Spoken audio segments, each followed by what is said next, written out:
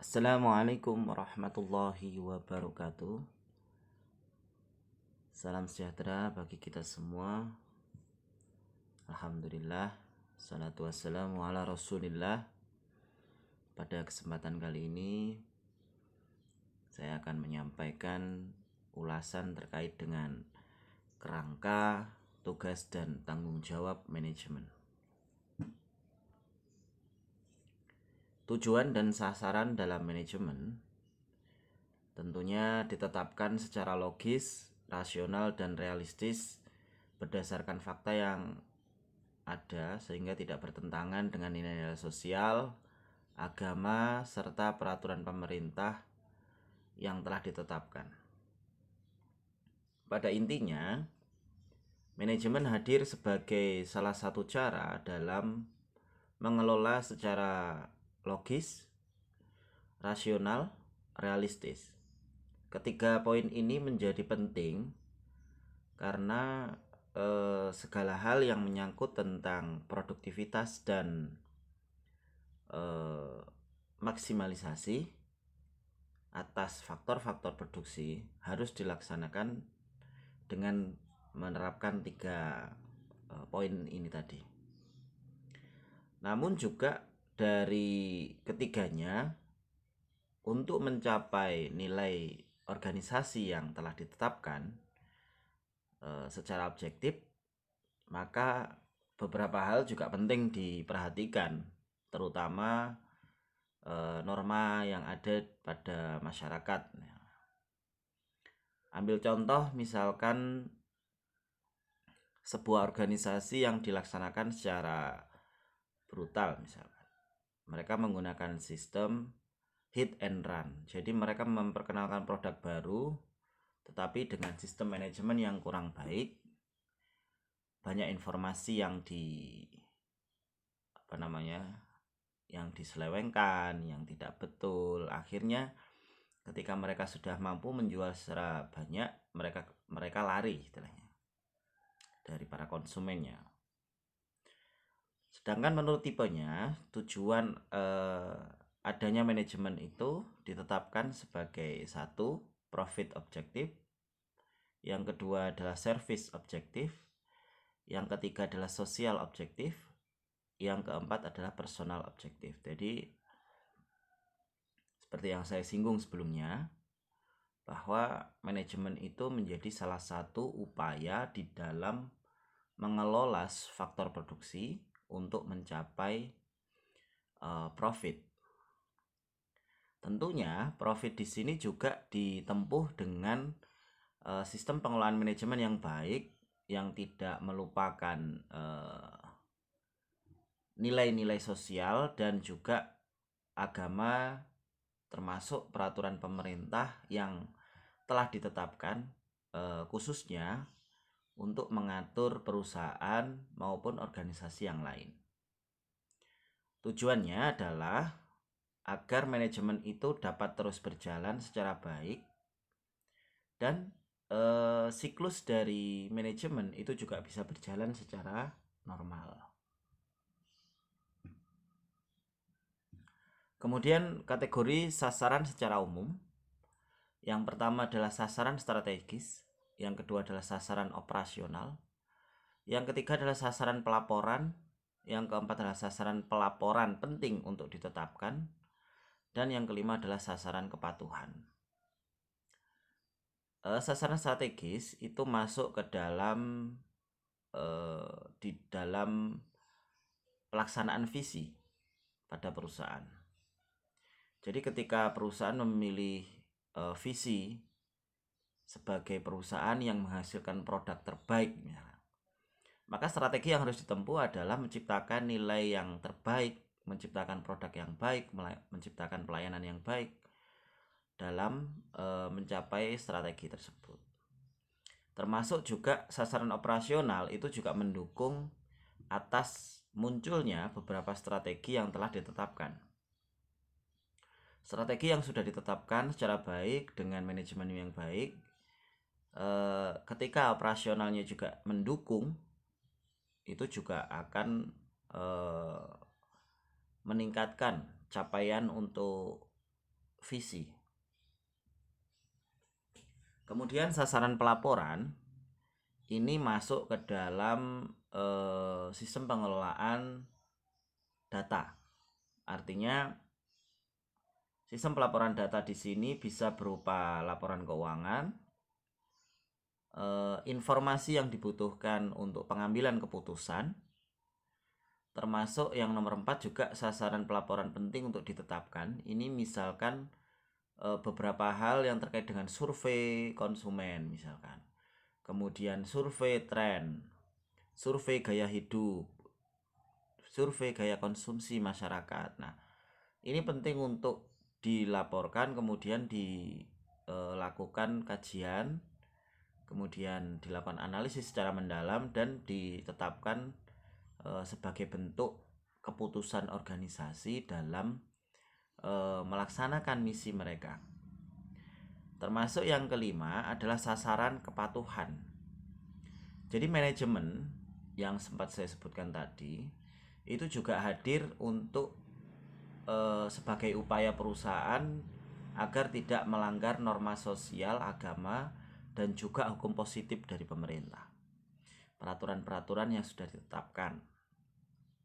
Misalkan perusahaan harus melaksanakan GCG, Good Corporate Government. Good Corporate Government itu adalah salah satu prinsip yang telah ditetapkan oleh pemerintah melalui peraturan, di mana kehadiran perusahaan itu harus mampu menjadi lembaga yang peka terhadap lingkungan.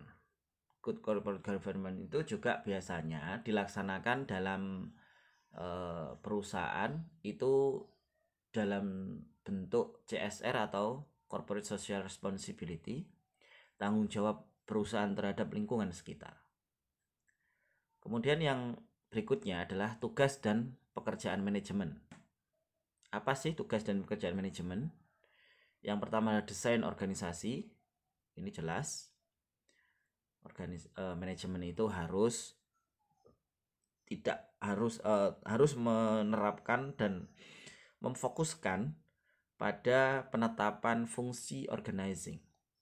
Fungsi organizing itu akan menciptakan satu sinergi di dalam pengelolaan manajemen maupun organisasi, di mana prinsip yang harus dipakai atau yang harus dipegang di sini adalah the right man on the right place, termasuk juga the right man on the right job. Jadi job description di dalam pengelolaan manajemen, kemudian menetapkan sumber daya manusia dengan skill yang tepat, itu akan menciptakan satu sinergi di dalam mencapai visi. Kemudian di dalam fungsi manajemen itu sendiri ada yang disebut dengan fungsi perencanaan, pengorganisasian, staffing atau penempatan, directing adalah pengarahan, dan controlling adalah pengendalian. Ini selanjutnya akan kita bahas lebih lanjut. Kemudian tugas seorang manajer itu apa? Jelas, manajer itu menjadi sosok penting di dalam satu manajemen, terutama dalam menetapkan perencanaan dan pengalokasian sumber daya yang ada di perusahaan. Kemudian yang kedua adalah menetapkan struktur organisasi untuk mencapai persyaratan yang telah direncanakan dan menempatkan orang-orang yang sesuai dengan struktur yang ada. Artinya peran dari seorang manajer itu harus mampu menetapkan satu tugas itu dengan skill yang dimiliki oleh SDM itu juga dengan tepat. Artinya kemampuan apa yang harus dimiliki seorang manajer? Ya tentunya mereka harus memahami karakteristik satu bidang jabatan maupun karakteristik dari psikologi seseorang. Termasuk juga mendelegasikan tanggung jawab dan wewenang untuk melaksanakan apa yang telah direncanakan. termasuk juga menetapkan kebijakan dan prosedur untuk membantu memberikan panduan bagi orang-orang yang menciptakan metode untuk memantau pelaksanaannya. Jadi di dalam manajemen itu atau di dalam organisasi itu ada yang disebut dengan SOP atau Standar Operasional Prosedur. Nah, standar operasional prosedur ini merupakan salah satu outcome atau hasil dari pemikiran seorang manajer dengan beberapa pihak yang lain untuk merumuskan satu aturan yang tertulis di dalam perusahaan tersebut agar nantinya dalam pencapaian visi itu tidak mengalami kendala, termasuk juga mereka juga akan mampu dengan mudah mengawasi sumber daya manusia yang telah mereka rekrut, kemudian dapat juga untuk mengawasi bagaimana sistem kerja mereka.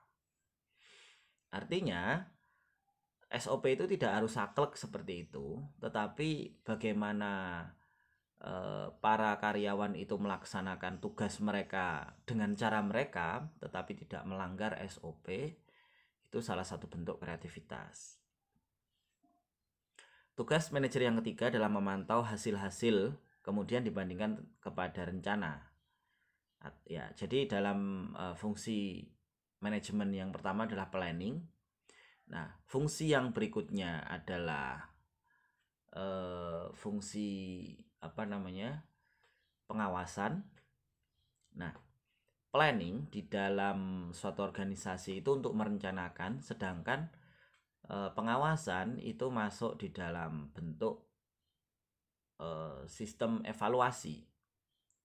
Nah, mereka akan dipantau oleh seorang manajer bagaimana peran mereka terhadap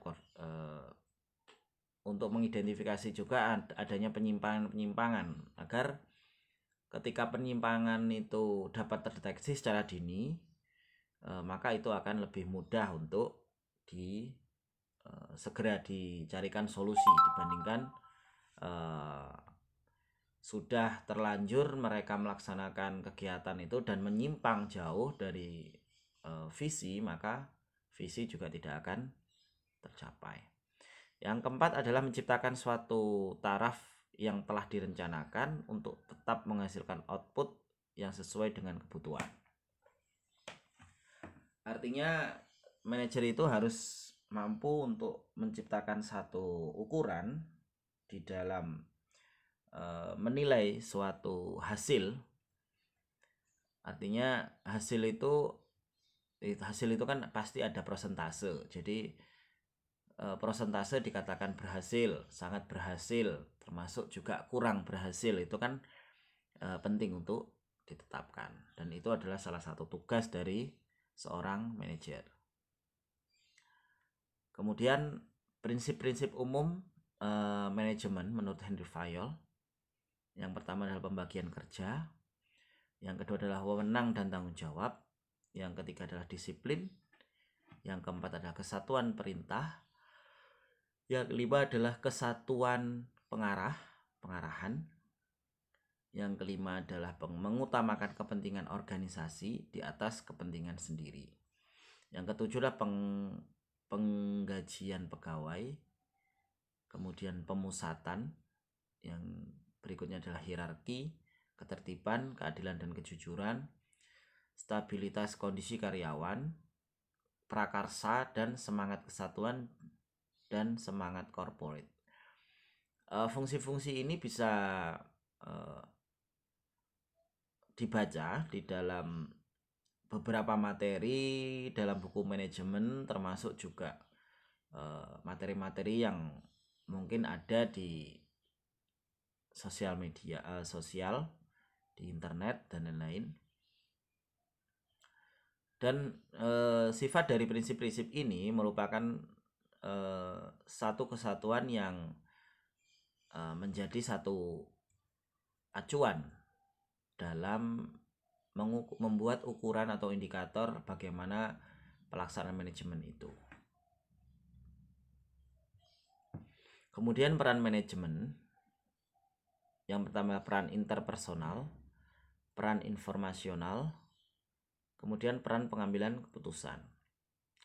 Peran interpersonal merupakan manajer melakukan beberapa kegiatan interpersonal atas dasar posisi mereka dalam hierarki manajemen.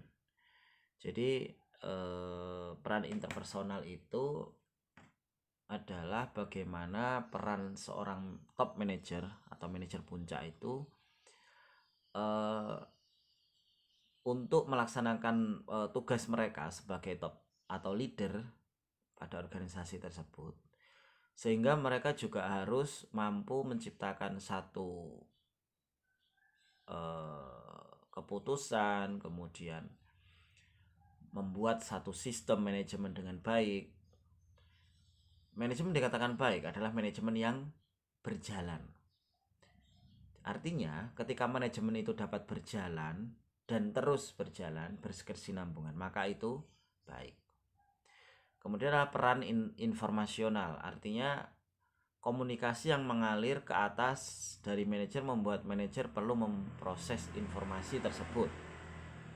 Jadi manajemen di dalam fungsinya itu juga akan menjadi salah satu sarana bagi seorang manajer di dalam mengelola informasi yang ada pada perusahaan tersebut untuk kepentingan pengambilan keputusan.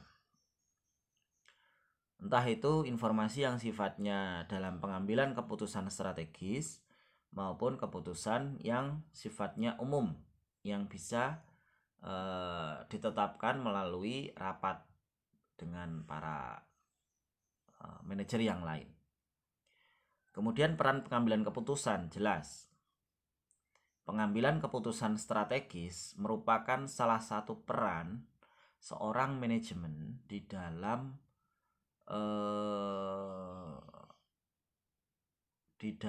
memimpin organisasi tersebut. Tingkatan manajemen itu juga menjadi salah satu ciri khas dalam perannya mengambil keputusan. Contoh, top manager, middle manager, dan low manager itu memiliki beberapa peran penting di dalam pengambilan keputusan. Top manager itu dalam pengambilan keputusan yang sifatnya strategis. Middle manager itu adalah pengambilan keputusan yang sifatnya itu adalah umum dan bisa dilaksanakan secara langsung oleh para karyawan. Kemudian sedangkan yang low manager itu adalah sistem pengambilan keputusan yang sifatnya teknis. Artinya bagaimana peran mereka di dalam memimpin karyawan secara langsung, karena mereka berada langsung untuk mengawasi karyawan, istilahnya itu adalah mandor. Maka bagaimana keputusan mereka di dalam memimpin para karyawan itu agar keputusan mereka itu tepat sehingga manajemen tetap berjalan. Manulang mengatakan bahwa langkah-langkah penting bagi pengambilan keputusan. Yang pertama adalah menerima tantangan, mencari alternatif, penilaian alternatif, dan menjadi terikat. Jadi beberapa langkah di dalam pengambilan keputusan. Yang pertama adalah adanya opsi, kemudian memilih opsi terbaik, kemudian menilai opsi yang terbaik tersebut, dan melakukan pengambilan keputusan untuk dilaksanakan bersama. Kemudian tanggung jawab manajemen. Tanggung jawab adalah keharusan untuk melakukan semua kewajiban tugas-tugas yang dibebankan. Lingkungan sosial, sistem sosial, manajer puncak khususnya bertanggung jawab pada pemilik perusahaan itu terkait dengan laba yang layak atas investasi atau dividen yang layak. Yang berikutnya adalah sarana dan prasarana yang dimanfaatkan secara optimal oleh para pemilik perusahaan. Kemudian perusahaan tetap liquid dan solvable, artinya mereka harus mampu menjaga atau menjamin perusahaan mampu memberikan dividen kepada para investor. Kemudian informasi tentang keadaan perusahaan dan masa depan perusahaan. Artinya tanggung jawab manajemen di dalam perannya kepada pemilik adalah memberikan informasi, menyediakan informasi yang tidak menyimpang.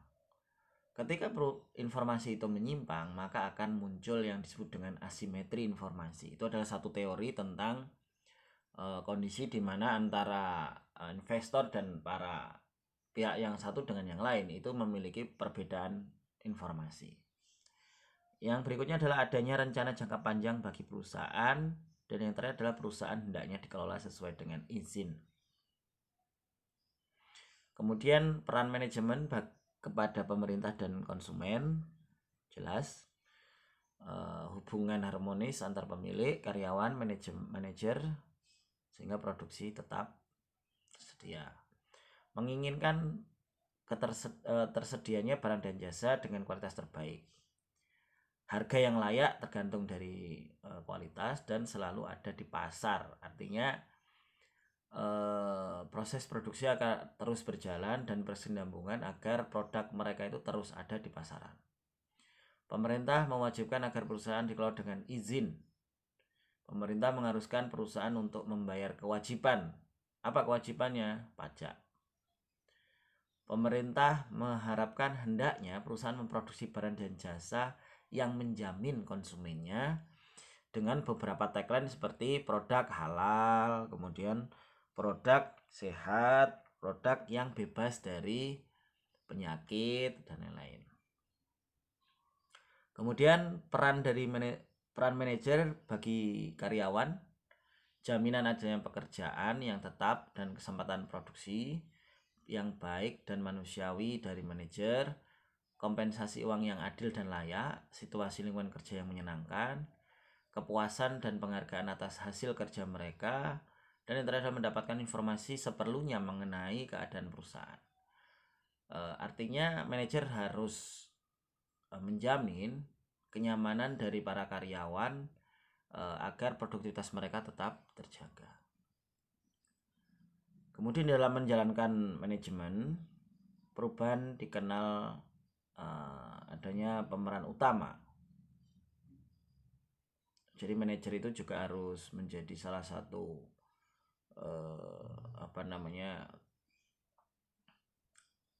pemeran utama bagi suatu organisasi. Yang pertama adalah change advocate, yang kedua adalah sponsor, yang ketiga adalah agent of change istilahnya. Yang berikutnya adalah target.